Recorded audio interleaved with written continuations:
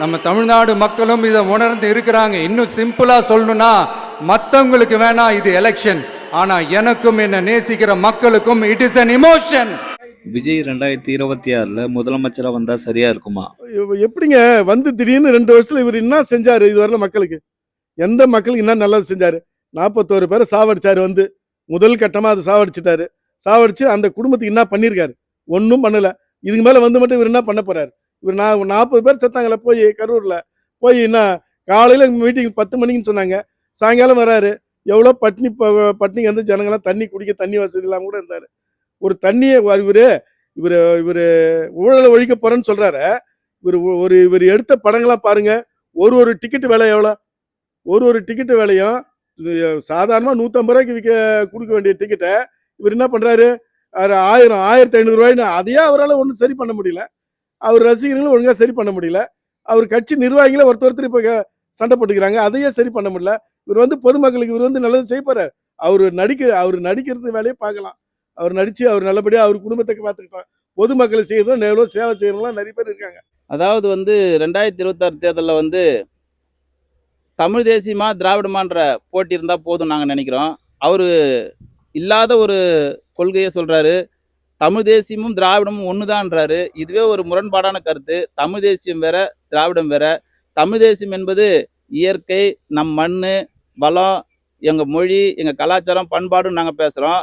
இதை எதுவுமே வந்து சரி செய்யாத திராவிடன்னு ஒரு கட்சி, திராவிட கொள்கை இருக்குது. இது ரெண்டும் ஒன்றுன்னு சொல்கிறாரு. அதனால அவர் வர்றது தேவையில்லாத ஒன்று தான். கேரவன்ல தான் அவருடைய வாழ்க்கையே இருக்கு. கேரவன்ல வாழ்க்கை வாழறவர் எப்படி வந்து நாட்டில் வந்து மக்களோட இருப்பாரு? மக்களோட போராடுறதுக்கெல்லாம் வீதியில இறங்கணும். விஜயோட அரசியல் கொள்கைன்னு பார்த்தீங்கன்னா எதுவுமே இல்லைங்க. அவர் வந்து பொதுவாக சொல்ல போனால் அனைத்து உயிர்களுக்குமான அரசியல்னு ஒன்று அவர்கிட்ட இல்லை. இது வரைக்கும் அந்த அரசியல்வாதிகிட்ட யாருக்கிட்டையுமே அது இல்லை, சீமான் தவிர.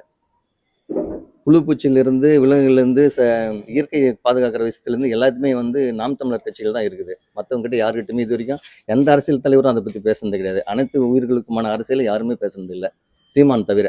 விஜய் கட்சிக்கிட்ட ஏதாவது ஒரு இது கொள்கை இருக்கா? அது கோட்பாடு இருக்கா? ஏதாவது ஒரு மேடையில் இதை நான் வந்தால் இதை நான் செய்வேன்ற அளவுக்கு பேசுறதுக்கே அவருக்கு இது இருக்கா? ஐடியாலஜி இருக்கா? எதுவுமே கிடையாது. அவங்க வந்து திரை கவர்ச்சி டான்ஸ் அதை வச்சு மேடையில் டான்ஸ் ஆடிட்டு போயிட்டு இருக்காரு. ஆட்சியை பிடிச்சி என்ன செய்ய போறாங்க? ஒண்ணுமே கிடையாது. இங்க இத்தனை போராட்டத்து காலத்துல நாம் தமிழர் கட்சி நிக்குது. மக்களுக்கு ஒரு பிரச்சனைனா நாள்தோறும் போராட்ட காலத்துல நிக்குது. நிக்காத ஒரு போராட்ட காலம் விஜய் வந்து ஒரு போராட்டம் இது வரைக்கும் செஞ்சிருக்காருன்னு எதுவுமே கிடையாது. ஒண்ணுமே கிடையாது. ஒரு அறிக்கை எதுவுமே கிடையாது. அது வந்து பனையூர்ல வீட்டுக்குள்ளேயே இருந்திருப்பாரு. அவ்வளவுதான். வீட்டுக்குள்ளேயே இருந்துக்கலாம் கடைசி வரைக்கும். 2026க்கு அப்புறம் அவர் வீட்டுக்குள்ளேயே தான் இருக்க போறாரு. அது தமிழக மக்கள் முடிவு செய்வாங்க. விஜயுடைய செயல்பாடு இந்த 2 ஆண்டுகளில் என்னவா இருந்தது அப்படிங்கிறத நாளில் இந்த உலகமே பார்த்துருக்கு.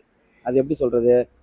ஒரு மாநாடு விஜய் முதல்ல வந்து அரசியல் கட்சி ஆரம்பித்து ஒரு மாநாடு போடுறாரு. அதில் எத்தனாயிரம் ரசிகர்கள் அங்கே கூடுனாங்க அவருக்கு தெரியும். அதே மாதிரியே அடுத்து வந்து கரூரில் ஒரு கூட்டம் ஒன்று போடுறாரு. அந்த கூட்டத்துக்கு ரொம்ப தாமதமாக அவருக்கு தெரியும். அவருடைய ரசிகர் எப்படி வருவாங்க, எத்தனை பேர் வருவாங்க அப்படிங்கிறது ஒரு கணிப்பு தெரியும். ஆனால் அதை அவர் பொருட்படுத்தி சரியான உரிய நேரத்தில் பகல் பொழுதில் வந்திருந்தாங்கன்னா அவ்வளோ பெரிய அசம்பாவிதம் நடந்திருக்காது. எல்லாருக்கும் பாதுகாப்பாக அவங்கவுங்க ஏதோ பேசுகிறத கேட்டுட்டு அவங்கவுங்க வீடு போய் சேர்ந்துருப்பாங்க. ஆனால் அது இல்லாமல் ஒரு இரவு நேரத்தில் வந்து பெண்கள், குழந்தைகள் அப்படின்னு 41 பேர் அதில் உடல் நசுங்கி எல்லாம் பலியானாங்க. இதையெல்லாம் நம்ம பார்த்தோம். இதை பார்த்துட்டு ஒரு ஆறுதல் சொல்ல முடியாத ஒரு தலைவர் வந்து எப்படி வந்து மக்களுக்கான தலைவராக இருக்க முடியும்? நீங்கள் சொல்லுங்கள். அவரை நம்பி அவரை வந்து அதை எப்படி சொல்கிறது, இன்னைக்கு கெரியரின் உச்சத்தில் இருக்காருன்னு சொல்கிறாருல்ல, அந்த உச்சத்துக்கு கொண்டு போய் வச்சுருந்த அந்த மக்களை வந்து பரிதவிக்க விட்டுட்டு ஓடிட்டாரு. அவரை போய் எப்படி முதலமைச்சர்னு நீங்கள் சொல்கிறீங்க? இது வந்து ஒரு வெக்கமாக இருக்குது. அவரை வந்து முதலமைச்சர் நம்ம அது ஒரு பேச்சை கூட அதை சொல்ல வரல, அது வாயே வரல. இந்த திராவிட முறையை ஒழிக்கிறதுக்கு தான் நாம் தமிழ் கட்சிங்க ஒரு இயக்கம் கட்சியாக மாறி 10 ஆண்டு காலமாக தொடர்ந்து 15 காலம் 10 ஆண்டு காலம் 11ஆம் ஆண்டு அரசியலில் அதை தேர்தல் அரசியல் நின்று பணி செஞ்சுட்டு இருக்கிறாங்க.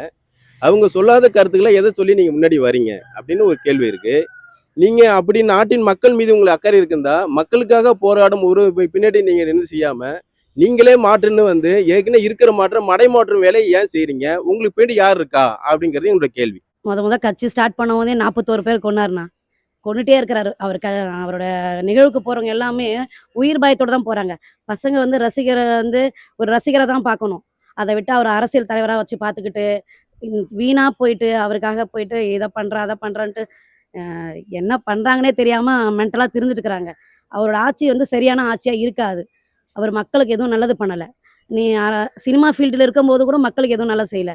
இப்போ வந்துட்டு இப்போ அரசியலுக்கு வந்துட்டு நல்லது பண்ணுறோம். சினிமாலேருந்து அரசியல் பண்ணு, இல்லை சக மனுஷனா இருந்து அரசியல் மக்களுக்கு நல்லது பண்ணலாம். அரசியலுக்கு வந்து தான் நீ நல்லது பண்ணணும் அவசியமே இல்லை.